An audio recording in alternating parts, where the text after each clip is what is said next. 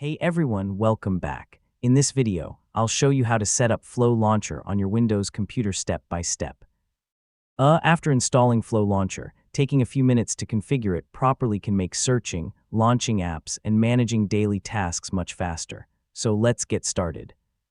First, open Flow Launcher from the Start menu or by using its default keyboard shortcut.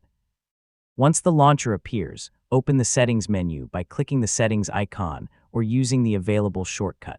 This is where you can customize how Flow Launcher works. Next, review the general settings.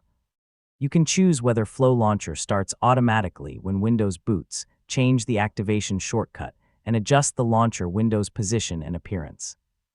Enabling startup is a great option if you plan to use Flow Launcher every day. Now, move to the Plugins section. Here, you can enable or disable built-in plugins, depending on the features you need. You can also install additional plugins to add support for web searches, calculations, translations, system commands, and many other useful tasks.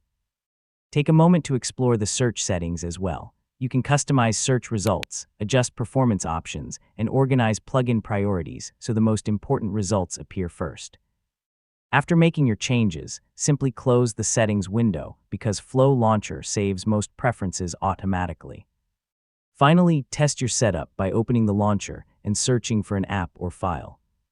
If everything works as expected, your configuration is complete and Flow Launcher is ready to speed up your daily workflow. And that's it.